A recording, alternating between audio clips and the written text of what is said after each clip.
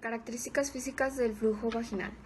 El flujo normal tiene un aspecto, pues un color blanco, transparente, claro o blanco lechoso o fino.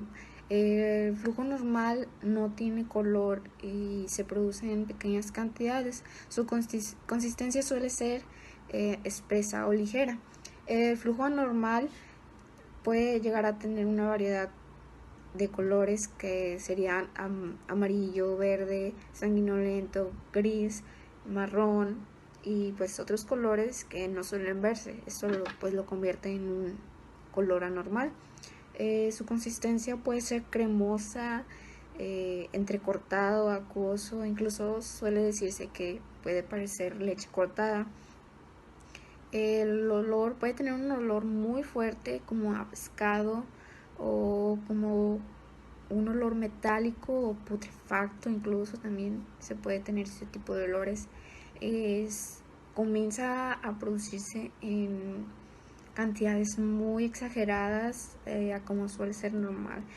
Cualquier cosa que se vea diferente pues ya considerarse como un flujo anormal. El flujo pegajoso aparece después de haber tenido la regla, o sea, su flujo comienza a ser algo pegajoso y es indicativo de que la mujer no es fértil todavía y se dice que está atravesando por días secos, o sea, esto quiere decir que no es aconsejable o probable que la mujer consiga embarazarse en estos días teniendo flujo pegajoso.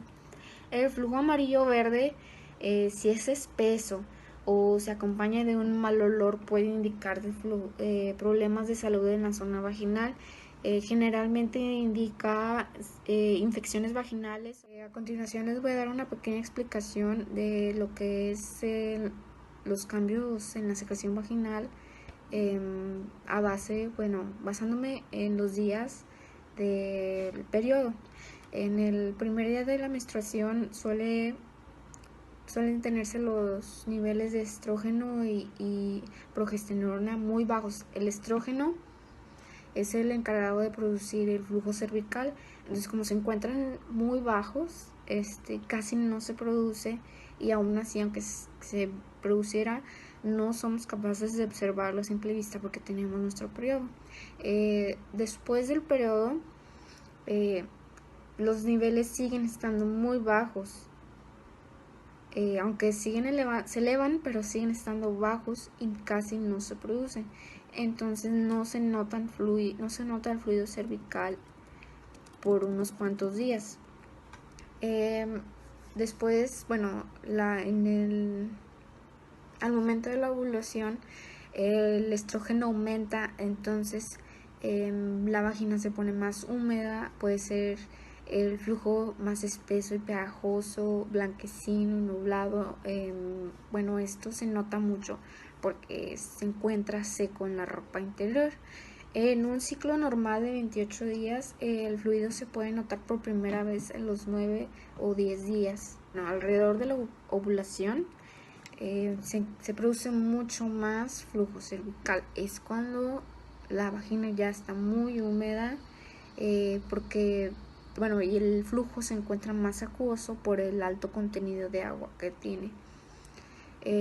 Pues el estrógeno llega a su máximo nivel en estos días, 1 o 2 días antes de la ovulación.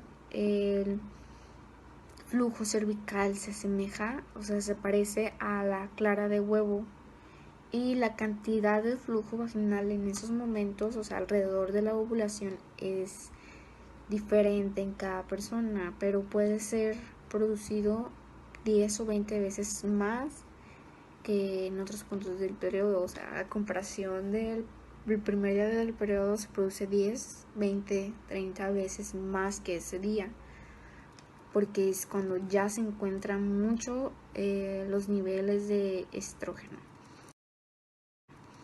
Y la última fase, que es la fase lútea, es cuando la ovulación termina y el flujo vaginal vuelve a tener cambios que se notan mucho. O sea, sí lo puede notar una persona con solo verlo, este se vuelve más fibroso y para los espermatozoides es más difícil atravesarlo. Pues la progesterona domina esta fase, que es la fase lútea, como ya mencioné, que es la última fase, y pues inhibe la secreción del líquido. O sea, después de cuando la ovulación termina, cambia el flujo, pero después 2 días o de dos días después, casi siempre se deja de producir porque la progesterona comienza a actuar. O sea, y ya, pero si sale, bueno, sí puede salir. El flujo puede volverse pegajoso o viscoso, o simplemente no hay, puede ser una de esas dos. Existen varios tipos de flujos, ya sea clasificados por color o consistencia. A continuación le voy a dar una lista más o menos y voy a dar una especie de significado, por así decirlo. El flujo blanco es el más normal presente y no tiene por qué preocuparse la persona de presentarlo, pero si hay picazón o ardor, cualquier cosa que es anormal, es necesario ir a revisarse, porque eso sí ya sería un tipo síntoma de una infección.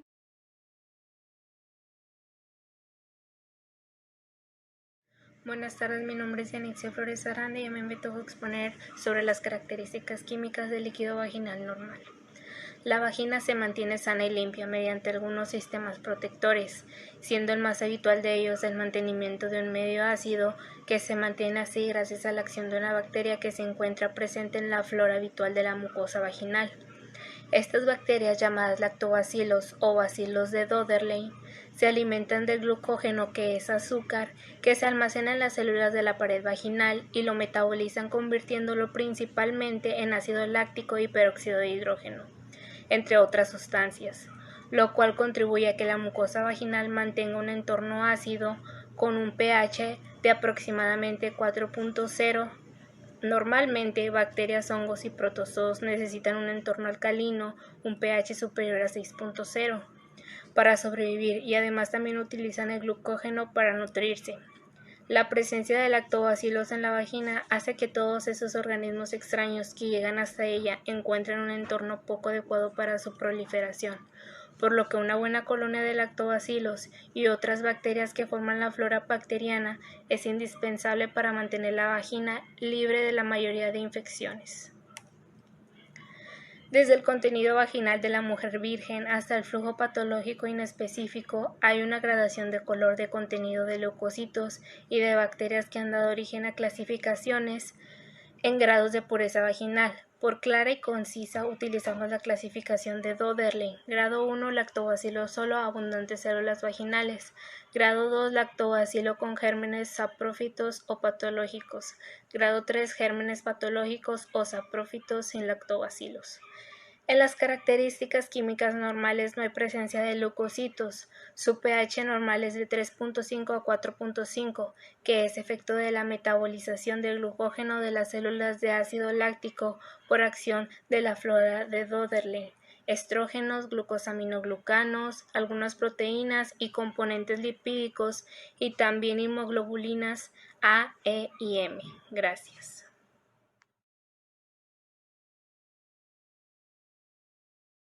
Mi nombre es América Lizeth Fuentes Salazar, del equipo 2. A mí me tocó las características microscópicas. Bueno, la mucosa vaginal es uno de los principales hábitats de nuestra flora y cada mujer tiene la suya. Mantener las proporciones de las distintas bacterias que forman parte de la flora vaginal contribuye en gran parte a medida a mantener el equilibrio de la salud íntima. Pero ¿qué hacen exactamente estas bacterias? Tomemos como ejemplo la bacteria más abundante de la flora vaginal, la Lactobacillus. Se nutre de azúcar y el glucógeno presentes en las células de la pared vaginal y produce ácido láctico.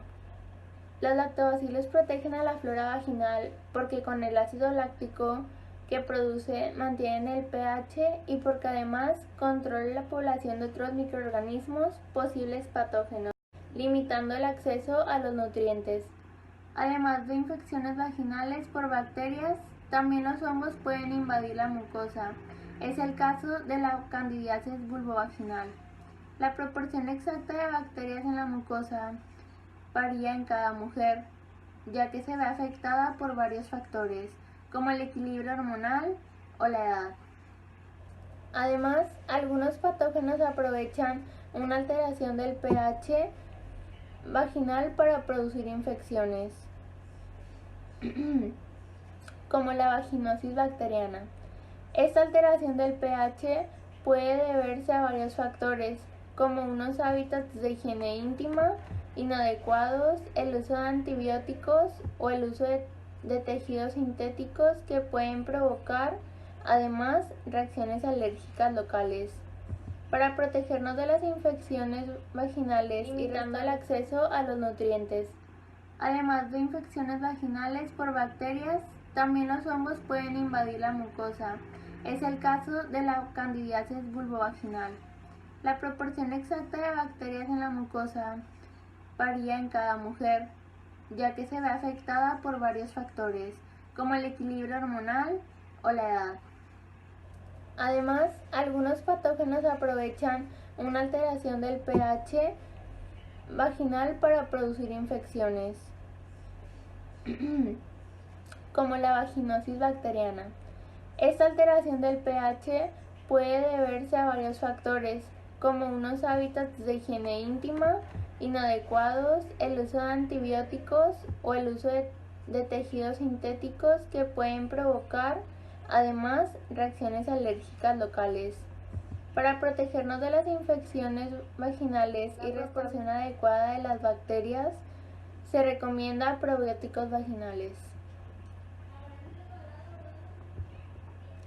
Ahora hablaré sobre algunos géneros de microorganismos que se encuentran en la vagina de mujeres sanas. Empecemos por cocos y bacilos gram positivos. Lactobacillus streptococcus. Cocos y bacilos gram negativos. Corynebacterium, Gardnerella, Staphylococcus. Bacilos gram negativos anaerobios. Escherichia, Klebsiella, Proteus. Microplasmas, sobre todo M. hominis. Ureaplasma. Bacilos y cocos gram positivos.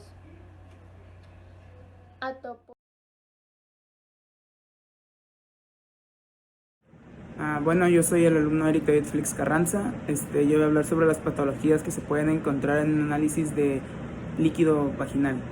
Bueno, primeramente voy a hablar sobre el desequilibrio de la flora vaginal, que es cuando pues hay un crecimiento excesivo de bacterias o de microorganismos en esta área. Esto puede pasar cuando hay un uso de anticonceptivos, un tratamiento con antibióticos antifúngicos, espermicidas, una higiene íntima excesiva, ropa demasiado ajustada, estrés o desajustes hormonales. Esto pasa porque al tú eliminar la flora bacteriana común que hay en la vagina, no hay protección hacia microorganismos externos o de ahí mismo que son patógenos. Entonces esto produce una inflamación o una infección que puede ser la vaginitis, que es la más común. Da lugar a molestias e irritaciones, pudiéndose desarrollar en la zona íntima otros microorganismos patógenos como lo son la Gardnerella vaginalis o la Prevotella vivia o el hongo Candida albicans, que este es el hongo más común en el género Candida, que es un género de hongos. Pueden dar lugar a infecciones como vaginosis bacterianas o vaginitis candidiásicas, que son la candidiasis. Bueno, ahora voy a hablar en específico sobre la vaginitis. Puede ser también llamada vulvovaginitis, que es la inflamación o infección de la vagina. También puede afectar a la vulva, que es la parte externa de los genitales de la mujer. La vaginitis puede causar picazón, dolor, una secreción amarillenta y fétida y olor. La vaginitis es común en mujeres que están en su edad reproductiva. Por lo general ocurre cuando hay un cambio en el equilibrio de bacterias y hongos o levaduras que normalmente se encuentran en la vagina. Pueden ser causados por parásitos como lo es la Trichomonas vaginalis, por hongos como es la Candida albicans, que acabo de hablar de ella, por bacterias como es el crecimiento excesivo como la Gardnerella vaginalis, o atrópica, que la vaginitis atrópica es cuando hay un adelgazamiento, una resequedad e inflamación en las paredes vaginales que pueden ocurrir por un nivel bajo de estrógeno. Bueno, ahora voy a hablar sobre las enfermedades de transmisión sexual, que pues las enfermedades de transmisión sexual son infecciones que se transmiten de una persona infectada a otra a través del contacto sexual. Las causas del ETS son bacterias, parásitos o virus. Existen más de 20 tipos de ETS, pero yo voy a hablar sobre las principales o las más comunes, como lo es el herpes genital, la gonorrea, el VIH-Sida, el VPH y la sífilis. Bueno, en una vista general, el tratamiento para en caso de que son los parásitos y las bacterias, se pueden curar con antibióticos y los hongos con antifúngicos, pero las enfermedades de ETS que son por virus no pueden ser curadas, solamente se pueden tratar y pues como se pueden mantener a la bajo control por un tiempo. Bueno, ahora voy a hablar más a profundidad sobre estas ETS. Muchas veces son asintomáticas, o sea que no presentan síntomas el paciente hasta un largo tiempo después, ya que pues hizo un gran daño en su organismo. Bueno, voy a empezar con la herpes. El herpes es producido por el virus del herpes simple, que pues es sumamente contagioso y que ingresa al cuerpo a través de pequeñas lesiones en la piel o membranas mucosas que un ejemplo son los fuegos que salen en la boca. El VIH es otro producido por el virus de la inmunodeficiencia humana, que a largo plazo provoca SIDA, que es síndrome de la inmunodeficiencia adquirida. Interfiere con la habilidad del cuerpo de combatir virus, bacterias, hongos que provocan enfermedades. Entonces el cuerpo no puede defenderse ante estos microorganismos. Luego sigue el VPH, que es el virus del papiloma humano. Algunas formas aumentan el riesgo de que las mujeres padezcan cáncer cervicouterino. Otras formas causan verrugas genitales. Por lo general, el VPH no presenta signos ni síntomas cuando acabas de contraerlo. Además, no se diagnostica por medio de un exudo vaginal, sino por la prueba de Papa Nicolau. Bueno, ahora voy a hablar sobre enfermedades bacterianas, que es la sífilis, que es una enfermedad de transmisión sexual causada por la bacteria Spirocheta treponema pallidum. Esta infección se manifiesta en etapas en donde al principio empieza desde llagas, después empieza sarpullido en el cuerpo, y si no se trata, a largo plazo puede provocar daños en el cerebro como la neurosífilis o daños en los órganos como el corazón, los ojos y el hígado. Bueno, luego sigue la gonorrea, que es causada por el diplococo gram negativo Neisseria gonorrheae, que si no se trata puede causar infertilidad. Los síntomas que se dan por primera vez son la micción dolorosa y excreciones aromáticas en la vagina en caso de la mujer. Bueno, ahora voy a hablar sobre los análisis que se hacen para diagnosticar estas enfermedades, que el más común es el cultivo endocervical o vaginal, que es un examen de laboratorio que ayuda a identificar infecciones en el aparato genital femenino. En el cultivo vaginal podemos determinar una infección, también podemos conocer algunas otras causas de presencia de bacterias en el flujo vaginal, como es el pH o la misma flora normal bacteriana por medio de una vista en el microscopio. También se puede determinar cantidad de bacterias y se puede buscar algún tipo de microorganismo que no sea común. Al igual, en este proceso se puede hacer un antibiograma para poder ver a cuál medicamento es más sensible la bacteria. Igual se hace la tinción de Gram para ver en caso de una infección bacteriana, diferenciar y ver qué tipo de bacteria es. Ya por último, para finalizar, aquí podemos ver en estas imágenes que están en la computadora. La primera imagen se nota que es un cuello uterino, donde empieza por etapas y al final dice cáncer. El VPH, si no se trata a tiempo, puede causar cáncer cervicouterino. La siguiente imagen es el virus de la inmunodeficiencia humana, que podemos ver ahí es pues, un virus. La Trichomonas vaginalis, que es el parásito que provoca tricomoniosis. Ahí se puede ver su forma característica con los flagelos. Luego podemos ver el Treponema pallidum, que es el que provoca la sífilis. Es una espiroqueta. Ahí en las siguientes dos imágenes se puede ver una comparación del cuello uterino normal y donde hay inflamación. Donde en la primera imagen está el cuello uterino normal y en la siguiente se nos puede notar donde hay inflamación creo que es por tricomoniasis y la otra es por vaginitis. Bueno, esto sería toda mi parte.